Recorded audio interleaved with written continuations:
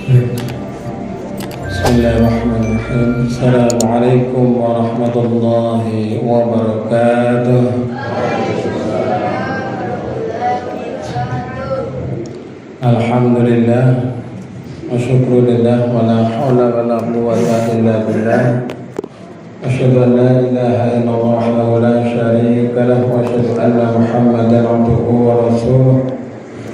Rabbi shrah li sadri wa yassir li amri wahlul 'uqdatam min lisani yafqahu qawli. Amma ba'du. Jamaah salat Aisyah dan tarawih yang dirahmati Allah, marilah pada kesempatan ini kita meningkatkan iman dan takwa kita kepada Allah Subhanahu wa taala, antara lain dengan berupaya senantiasa mensyukuri nikmat atas segala pemberian karunia Allah kepada kita, dengan perkataan, dengan hati kita, dan dengan perbuatan kita. Selanjutnya pada kesempatan ini saya ingin menyampaikan sedikit tentang 6 hal atau 6 alasan mengapa kita harus beribadah kepada Allah Subhanahu wa taala. Karena manusia itu ada yang beribadah, ada yang tidak. Ada yang manut kepada Allah, taat kepada Allah, ada yang tidak. Yang taat kepada Allah berarti dia orang yang beriman, dia mengikuti petunjuk Allah. Sedangkan orang yang tidak taat adalah orang-orang yang mengikuti hawa nafsu dan bujukan rayuan setan yang memang suka menggoda kepada manusia. Maka kita harus beribadah kepada Allah Subhanahu wa taala. Kenapa kita harus beribadah? Yang pertama, karena kita diciptakan oleh Allah adalah memang untuk beribadah. Tugas kita untuk beribadah. Ibadah yaitu mengabdi kepada Allah, menyembah kepada Allah, mempersembahkan kepada Allah, mencari ridho Allah, itulah ibadah. Bagaimana dalam surat Az-Zariyat ayat 56 yang kita sudah hafal semuanya, wa ma khalaqul jinna wal insa illa liya'budun. Dan aku tidak menciptakan jin dan manusia kecuali untuk beribadah kepadaku, kata Allah. Maka kita hendaknya menyadari bahwa kita diciptakan tidak lain tidak bukan adalah untuk beribadah. Kemudian yang kedua, kenapa kita beribadah? Adalah sebagai tanda rasa syukur kita kepada Allah karena kita sudah diciptakan dalam bentuk manusia. Coba kalau kita diciptakan bukan dalam bentuk manusia, ya nggak usah beribadah. Dalam bentuk hewan, dalam bentuk tumbuhan, atau dalam bentuk-bentuk yang lain. Nah, kita bersyukur kepada Allah diciptakan menjadi wujud manusia seperti ini.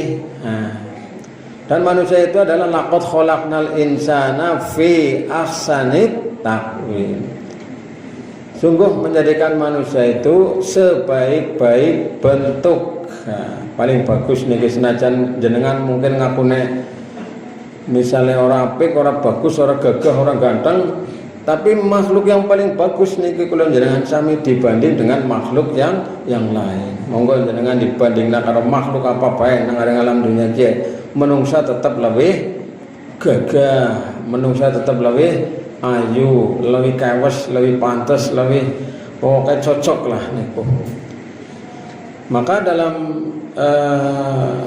surat Ibrahim ini kita sudah hafal semuanya, sering dibaca oleh Mas Wartono, Mas Arif juga ya.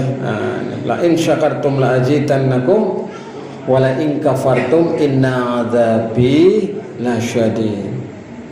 Sungguhnya jika kamu bersyukur maka akan aku tambah nikmatku kepadamu, tapi jika kamu mengingkari maka sesungguhnya azabku, siksaku sangatlah pedih. Ini yang kedua jemaah sekalian. Kemudian yang ketiga, karena janji kita kepada Allah. Apa kita pernah berjanji? Oh pernah. Gini aku ora kemutan ya.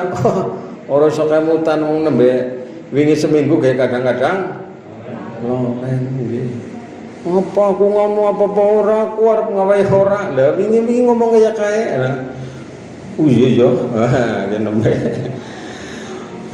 Wa id akhadha rabbuka min bani adama min dhuhurihim dzurriyyatahum wa ashhadahum ala anfusihim alastu bi rabbikum qalu bala syahidna. Dan ingatlah ketika Tuhanmu mengeluarkan dari sulbi, yaitu tulang belakang, ketika mau menciptakan kita, menciptakan anak cucu Adam, keturunan mereka, dan Allah memberikan kesaksian terhadap roh mereka seraya berfirman. Allah berkata kepada kita dulu, bukankah aku ini Tuhanmu? Alastu birabbikum, kata Allah. Kemudian kita menjawab, ya, qalu bala syahidna. Kita ini menjawab, benar, engkau adalah Tuhan kami. Dan kami menjadi saksi, kami lakukan semua ini agar di hari kiamat tidak mengatakan sesungguhnya ketika itu kami lengah terhadap ini. Surat Al-Quran, surat Al-A'raf ayat 172. Jadi kalau jangan sami pun janji maring Gusti Allah. Kapan mien nalika urung diciptakan? Sebelum kita diciptakan oleh Allah sudah ditanya oleh Allah. Rupa-rupanya banyak manusia yang lupa, manusia yang ingkar, manusia yang, karena fitrah manusia, pembawaan manusia itu adalah bertuhan. Tidak ada manusia yang tidak bertuhan, itu nggak bisa. Jadi fitrah manusia ya punya ketergantungan terhadap sesuatu. Nah itulah kepada Allah Subhanahu wa taala, kepada Tuhan. Jadi tidak bisa manusia itu berdiri sendiri, pasti tergantung kepada yang lain. Yaitu bergantung kepada siapa? Kepada Allah Subhanahu wa taala. Kula jenengan sami apa bisa ngomong, bisa ndeleng, bisa krungu nek ora diparingi nanganing Gusti Allah. Dadi kula jenengan sami jane yen ora bisa ngapa-ngapa. La haula wala quwwata illa billahil aliyyil azim. Nah ini dalam surat Al-Baqarah 107 Al-A'raf ayat 172 kita diingatkan oleh Allah. Jadi memang sifatnya menungsa sering diomongaken iku nggih al-insan makhluk khata' wa nisyan. Menungsa bae kadang salah, kadang kelalen. Ku sifatnya menungsa. Nek ora salah, ora kelalen duduk menungsa. Nek salah kowe ya kudu njaluk ngapura, njaluk tobat maring Gusti Allah, njaluk ampun. Nek kelalen ya kon pada cepet-cepet istighfar, kemutan, puasa awan-awan, madang, kelalen. Kowe nek pisan, lho sembendina kelalen. Nah, wingi kelalen di kakang. Iya ki miki aku kelalen, miki aku madang 3 piring kok. Kowe udah kelalen senengane. Ya mana jenengan maring musala maring kene kejeglong ya pisan bae. Lho kejeglong sambendina lha nang kono kejeglong. Lha wong wingi kejeglong nang kono Kang. Iya kok. Lha kowe liwat ngono maning gene kejeglong maning. Nah. Sambendina kejeglong 30 dina maring eneh. Nah, ya kejeglong pisan pindho lah mungkin nggih umpamane kok contoh. Yang ketiga, tugas yang harus ditanamkan oleh setiap Rasul kepada umatnya. Jadi Nabi setiap zamannya itu senantiasa menanamkan supaya ini bertauhid, menyembah kepada Allah Subhanahu wa ta'ala. La ilaha illallah. Maka dalam surat An-Nahl ayat 36 Allah menyampaikan, dan sungguh kami mengutus seorang Rasul setiap umat untuk menyerukan apa? Sembahlah Allah dan jauhilah tauhid. Kemudian di antara mereka ada yang diberi petunjuk oleh Allah dan ada pula yang tetap dalam kesesatan.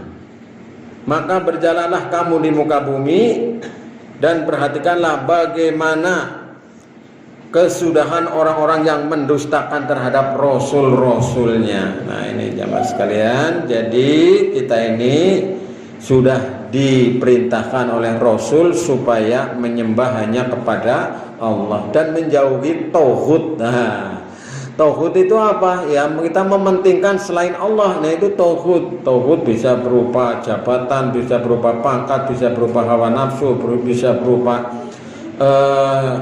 rayuan-rayuan godaan yang lain yang menyebabkan lupa kepada Allah Subhanahu wa taala. Teman sekalian yang dirahmati Allah. Kemudian yang kelima ini, Allah adalah satu-satunya zat yang disembah karena Dia Maha Kuasa. Ya, Allahul ladzi khalaqas sab'a samawati wa minal ardi mithlahunna. Dan Allah yang menciptakan 7 langit dan dari penciptaan itu bumi juga serupa. Maka perintah Allah berlaku kepadanya agar kamu mengetahui bahwa Allah Maha Kuasa atas segala sesuatu dan ilmu Allah benar-benar meliputi segala sesuatu. Wa anna Allaha qad ahata bi kulli syai'in ilma. Allah itu ilmunya meliputi segala sesuatu. Wis pokoknya salam dunia tekan naring alam lain itu Allah Maha mengetahui. Nek kula jenengan sampe tuling ilmune ngertine sing keton. Sing bisa digramak, sing bisa dimek, sing bisa dideleng ben ora kabeh bisa. HP yang ukur bisane nganggo, nggih. Gawe apa bisa.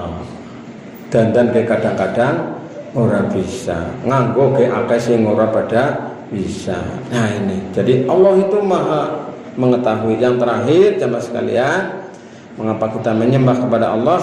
Karena adanya azab Allah di akhirat bagi orang yang tidak mengabdi. Dan ini ancaman kepada orang-orang yang tidak mau menyembah kepada Allah.